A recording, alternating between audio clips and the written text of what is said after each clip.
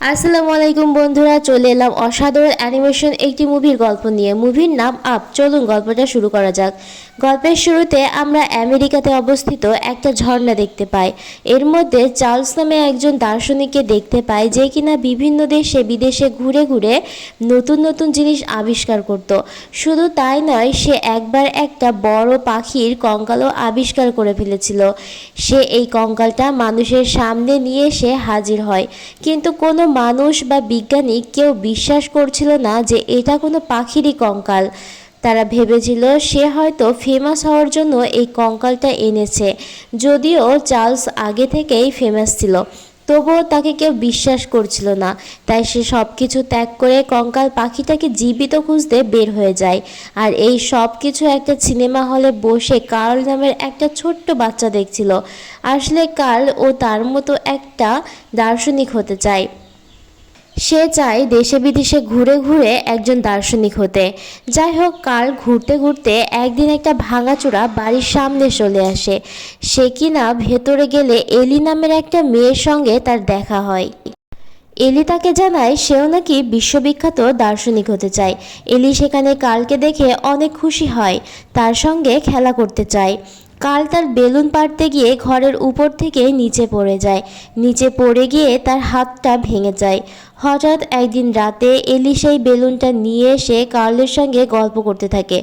এলি তো আনমনেই তার সঙ্গে গল্প করে। এলি তখন কার্লকে জিজ্ঞাসা করে, তুমি জীবনে কি হতে চাও বা কি করতে চাও? এলি আরও বলে সে এই পুরো বিশ্বটা ঘুরে দেখতে চায়, আর তার একটা সিক্রেট বই আছে। এলি বলে, আমি আমেরিকাতে অবস্থিত প্যারাডাইস ওয়াটারফলসটা দেখতে চাই। এরপর তারা দুজনেই বড় হয়ে যায় আর একে অপরকে ভালোবেসে বিয়েও করে ফেলে। বিয়ের পরে তারা তাদের সেই ভাঙাচোরা বাড়িতেই সংসার পাততে শুরু করে।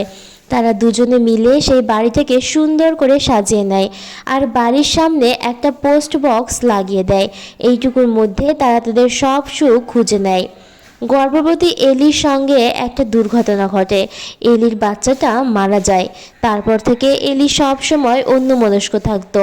তাই কার্ল তখন বলে তারা দুজনে এবার সত্যি সত্যি প্যারাডাইস ওয়াটারফলস দেখতে যাবে। তারপর কার্ল তাকে তার হাতে সেই বইটা দেয় এবং এরপর থেকে তারা দুজনে মিলে তাদের টাকা জমাতে শুরু করে। কিন্তু টাকা জমায় ঠিকই, নানাবিধ সমস্যার কারণে সেই জমানো টাকা তাদেরকে খরচ করে ফেলতে হতো। এভাবেই তারা দিন কাটাতে থাকে এবং একটার পর একটা সমস্যার সমাধান করতে থাকে। এরপর তারা দুজনে এখন অনেক বৃদ্ধ হয়ে যায়। জীবনের শেষ পর্যায়ে এসে কার্ল তখন ভাবে এবার সে যে করেই হোক এলিকে সেই ওয়াটারফলসে নিয়ে যাবেই। তাই কার্ল এবার ব্যাংক থেকে লোন নিয়ে এলিকে সারপ্রাইজ দিতেই যাচ্ছিল। সেদিনই এলি অনেক অসুস্থ হয়ে পড়ে, আর বেচারি এলি পরদিনই এই দুনিয়া ছেড়ে চিরদিনের জন্য চলে যায়। এলি মারা যাওয়ার পর তার জীবন যেন পুরোপুরি বদলে যায়। সে এখন আর হাসি খুশি থাকতে পারে না। সে সারাদিন ঘরের ভেতরে শুয়ে বসে কাটায়। তাছাড়া সে তার আশেপাশে এখন বেশি মানুষও সহ্য করতে পারে না। অনেক বছর কাটানোর পর কার্ল তার বাড়ির আশেপাশে অনেক বড় বড় শপিং মল হতে দেখে। কিন্তু কার্ল তার স্ত্রীর স্মৃতি মনে করে কিছুতেই এই বাড়িটা বিক্রি করতে চায় না। যাই হোক, সে সময় কার্লের বাড়িতে রাসেল নামে একটা বাচ্চা ছেলে আসে। সে বলে সে নিজে একজন বিশ্বভ্রমণকারী দার্শনিক। সে বলে, আমি পৃথিবীর অনেক জায়গায় ঘুরেছি, এখন আমি একজন বৃদ্ধ মানুষকে সাহায্য করে জীবন সার্থক করতে চাই। কার্ল কিছুতেই রাসেলের সাহায্য নিতে চায় না, কিন্তু রাসেলও তার কোনো কথা শোনে না। কার্ল তখন বলে, ডোডো নামের একটা পাখি আমাকে রোজ বিরক্ত করে, আমাকে সাহায্য করতে চাইলে ওই পাখিটাকে ধরে নিয়ে আসো। রাসেল সেই পাখিটাকে ধরার জন্য বাড়ি থেকে বের হয়ে যায়। আর তখনই একটি বড় গাড়ি কার্লের বাড়ির সামনে দিয়ে যাচ্ছিল। যাওয়ার সময় সেই পোস্ট বক্সটা ধাক্কা লেগে ভেঙে যায়। কার্ল তখন বাইরে বের হয়ে আসে আর তার হাতে থাকা লাঠিটা দিয়ে সেই লোকটার মাথায় মারে আর পোস্ট বক্সটা নিজের সাথে করে নিয়ে যায়। লোকটাকে মারার কারণে পুলিশ তাকে এসে ধরে নিয়ে যায়। আদালতে বিচার শেষে জানা যায় কার্ল নিজের ইচ্ছেতে এমনটা করেনি। বৃদ্ধ বয়সে একা একা তার পক্ষে থাকা সম্ভব নয়। তাই আদালত একটা বৃদ্ধাশ্রমকে নির্দেশ দেয় কার্ল যেন এসে তারা কার্লকে সেখান থেকে নিয়ে যায়। এতে কার্ল তো অনেক চিন্তিত হয়ে পড়ে। কার্ল তখন তার প্রিয়তমার সেই বইটি বের করে ঘাঁটতে থাকে, যাতে সে তার স্ত্রী জীবনে ঘটে যাওয়া অনেক কথা সেখানে লিখে রেখে গিয়েছিল। এসব দেখে সে মনে মনে ভাবে তার প্রিয়তমার মৃত্যু বৃথা যেতে পারে না।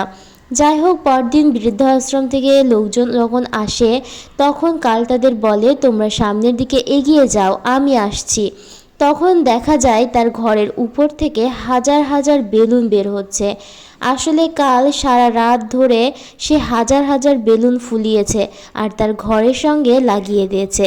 হিলিয়ামের বেলুনগুলো তার বাড়িটিকে মাটি থেকে তুলে আকাশে উড়িয়ে নিয়ে যায়। কাল তার বাড়িটাকে নিয়ে শহরের ভেতর থেকে উড়ে যেতে থাকে। শহরের লোকজন অবাক চোখে তাকিয়ে দেখে। কিছুক্ষণের মধ্যে সে শহর ছেড়ে অনেক দূরে চলে যায়। সে গতিবেগ পরিবর্তন করার জন্য ঘরের ভেতরে নানা রকম পর্দা এবং ফ্যান দিয়েছিল, যাতে সে সহজেই বাড়িটাকে চলাচলে সাহায্য করে। কাল একা একাই ঘরের ভিতরে বসেছিল। হঠাৎ কিছুক্ষণ পরে তার বাড়ির দরজায় কেউ কড়া নাড়ে। এগিয়ে গিয়ে দেখে সেই বাচ্চা ছেলেটা তার বাড়ির সামনে উঠে পড়েছিল। কার্ল তো তখন রাসেলকে তাড়িয়েও দিতে পারছিল না, তাই সে বাধ্য হয়ে তার বাড়ির জায়গা দেয়। কিন্তু রাসেল ছিল অনেক দুষ্ট একটা বাচ্চা। ঘরের ভিতরে ঢুকেই সে বিভিন্ন দুষ্টুমি শুরু করে দেয়, যেগুলো দেখে কার্ল অনেক রেগে যায়। তখন সে সিদ্ধান্ত নেয় যেভাবেই হোক রাসেলকে সে নিচে নামিয়ে দেবে। কিন্তু বাড়িটা নামানোর আগেই কার্ল বুঝতে পারে তাদের সামনে একটা ভয়ঙ্কর ঝড় আসতে চলেছে। সে তার বাড়িটাকে ঝড় থেকে বাঁচানোর অনেক চেষ্টা করে, কিন্তু ঝড়ে ততক্ষণে তার বাড়িটা তোলপাড় করে দেয়। ঝড়ের হাওয়াতে কার্লের ঘরের জিনিসপত্র সব লণ্ডভণ্ড হয়ে যায়। কার্ল তার স্ত্রীর একটা ছবি বাঁচাতে গিয়ে সে সেখানে অজ্ঞান হয়ে পড়ে। পরদিন যখন তার জ্ঞান ফেরে, রাসেল বলে, আপনি তো ঝড় দেখেই অজ্ঞান হয়ে গেছিলেন, আর বলে আমি এই বাড়িটাকে একা হাতে সামলেছি। কিন্তু এইসব কথা শোনার পরও কার্ল তাকে নিচে নামিয়ে দিতে চায়। তারপর ধীরে ধীরে তাদের ঘরটাকে মেঘের নিচে নামাতে শুরু করে। কিন্তু এক পর্যায়ে তাদের ঘরটা পাহাড়ের সঙ্গে ধাক্কা খেয়ে উল্টোপাল্টা হয়ে যায় এবং তারা দুজনে সেই পাহাড়ের উপরে নিচে পড়ে যায়। কাল তখন কোনো রকমে ঘরের একটা পাইপ ধরে ঘরটাকে উড়ে যাওয়ার হাত থেকে বাঁচিয়ে নেয়, কিন্তু সে নিজেই এক সময় পাহাড়ের কিনারায় এসে পড়ে যাচ্ছিল। যাই হোক, রাসেলের সাহায্যে নিয়ে ঘরটাকেও সে বাঁচায় এবং নিজেরাও বেঁচে যায়। এরপর কিছুক্ষণের মধ্যে তাদের সামনে থেকে মেঘ সরে যায়। কার্ল দেখে তার স্বপ্ন সত্যি হয়েছে, কারণ তার সামনে ছিল প্যারাডাইস ওয়াটারফলস। কিন্তু কার্ল হতাশ হয়ে যায়, কারণ সে ঝর্ণাটা থেকে অনেকটাই বেশ দূরে ছিল। তখন রাসেল বলে, আমি আপনাকে সাহায্য করতে চাই। তাই পাইপ বয়ে ঘরের ভেতরে যেতে চাইলেও সে হাজার চেষ্টা করেও যেতে পারে না। কিন্তু রাসেল একটা বুদ্ধি বের করে যে ওই পাইপটা কার্লের সঙ্গে বেঁধে তারা ঘুড়ির মতো বানিয়ে এই পাইপ দিয়েই উড়ে উড়ে যেতে চায় সেই ঝর্ণার কাছে। তারপর তারা ঘরটা নিয়ে সামনের দিকে এগিয়ে যেতে থাকে। তখন সামনে একটি জঙ্গলের ভেতরে কয়েকটি কুকুর বেরিয়ে আসে। তারা কিনা তাদের গলায় বাঁধা একটা বেল্টের সঙ্গে নিজেদের মধ্যে কথা বলছিল। আসলে এই কুকুরগুলো একটা বড় পাখিকে খুঁজছিল।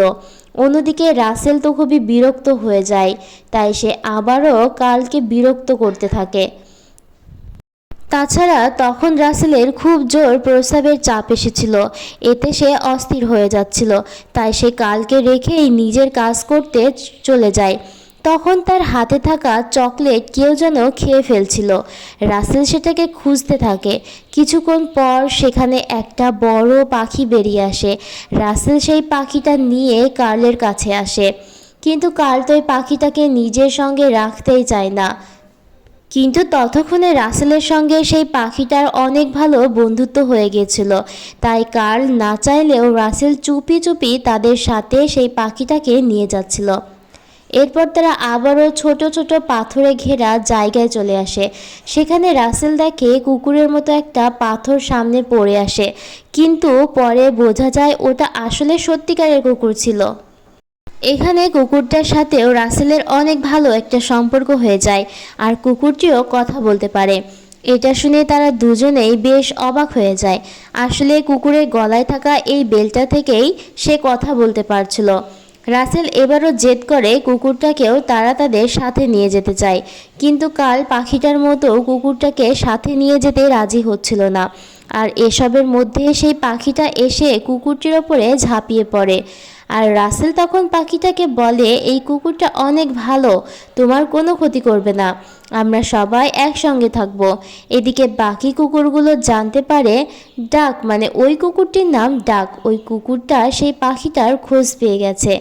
যাই হোক, তবুও কাল সেই পাখি আর কুকুরটাকে নিয়ে বেশি বিরক্ত ছিল, তাই সে তাদের তাড়ানোর জন্য নিজের লাঠির একটা বল অনেক দূরে ছুঁড়ে দেয়।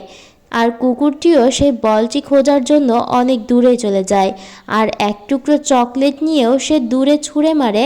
পাখিটাও সেই চকলেটটা খুঁজতে সেখান থেকে চলে যায়।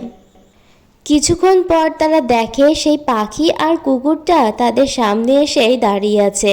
তখন রাসেল কালকে বোঝাতে থাকে তাদের, আপনি তাড়াবেন না প্লিজ, আমি তো এই পাখিটার নামও রেখে দিয়েছি, ওর নাম কেভিন, ওরা আমার খুব ভালো বন্ধু, আপনি একটু বোঝার চেষ্টা করুন। এসব শুনে কাল কি করবে কিছুই বুঝতে পারছিল না। এসবের মধ্যে ততক্ষণে রাত হয়ে গেছিল। রাসেল কোনো রকম একটা ক্যাম্প বানানোর চেষ্টা করছিল, কিন্তু সে ক্যাম্প বানাতেই পারছিল না। কার্ল তখন রাসেলকে বলে, তুমি না অনেক দেশ বিদেশ ঘুরেছ, তাহলে একটা ক্যাম্প কেন বানাতে পারছো না? রাসেল তখন প্রথমবারের মতো সব সত্যি কথা বলে দেয়। সে বলে তার বাড়িতে তাকে কেউ ভালোবাসে না, তার বাবা সারাদিন অফিস করে, আর তার সৎ মা তার সঙ্গে একটু ভালো করে কথাও বলে না। এটা জানার পর থেকে রাসেলের ওপর একটুও বিরক্ত হয় না কার্ল, অনেক আদর করতে থাকে। পরের দিন সকালে কার্ল দেখে কেভিন সেখান থেকে কোথাও একটা চলে গেছে। কিছুক্ষণ পরে রাসেলেরও ঘুম ভেঙে যায়। ঘুম থেকে উঠে কেভিনকে না দেখতে পেয়ে চিৎকার করে ডাকতে থাকে।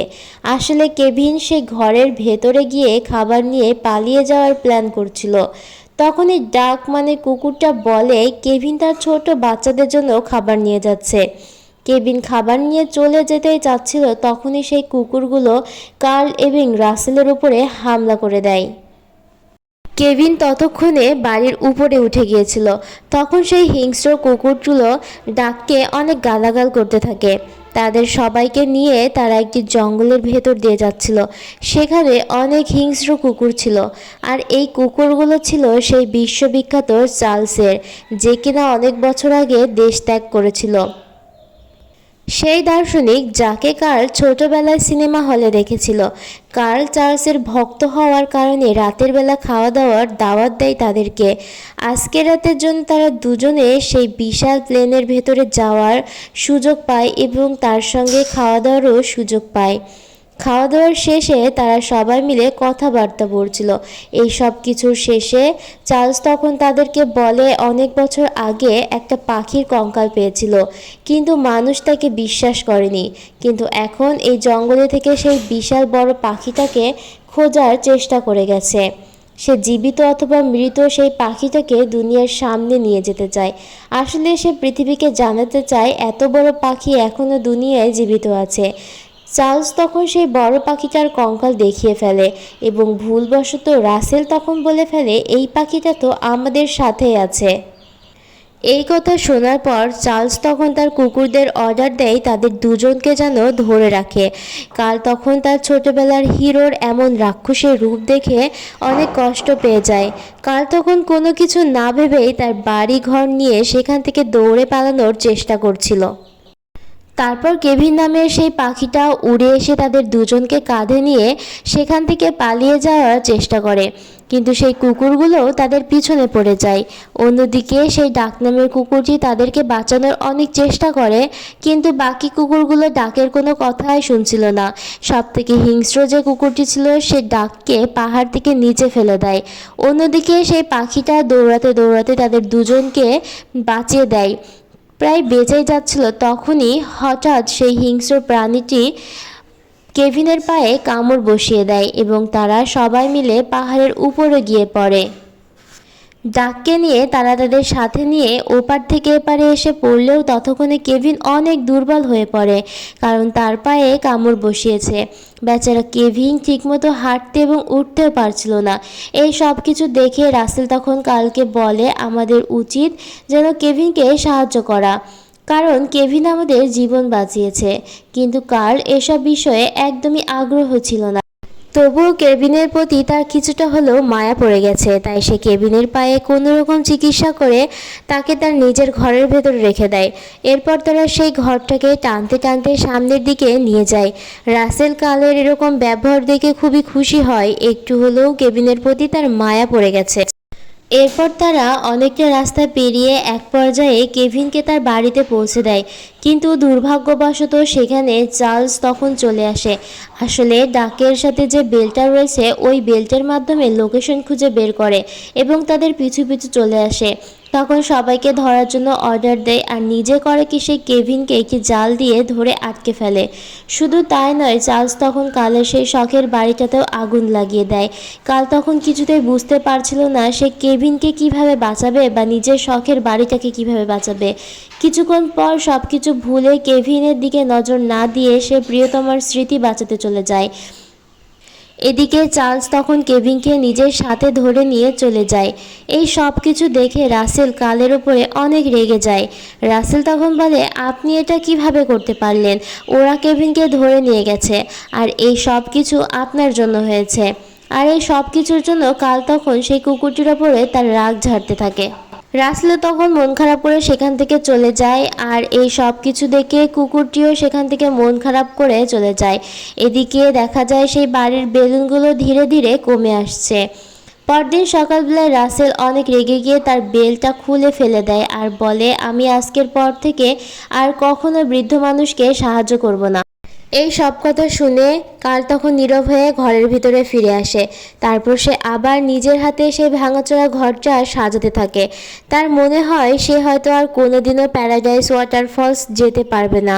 তারপর সে হতাশ হয়ে একটি চেয়ারে বসে পড়ে এবং তার স্ত্রী সে বইটা পড়তে থাকে। সে ভাবে সে যেভাবেই হোক এবার সে তার স্ত্রীর স্বপ্ন পূরণ করবেই। এটা ভেবে তখন সে তার ঘরের ভেতরে থাকা সব ভারী জিনিসপত্র বাইরে ফেলে দিতে থাকে এবং যতটা সম্ভব ঘরটাকে হালকা করার চেষ্টা করে। হালকা হতে হতে এক পর্যায়ে বেলুনের মাধ্যমে ঘরটা আবারও আকাশে উড়ে যায়। এটা দেখে অনেক খুশি হয়ে যায়।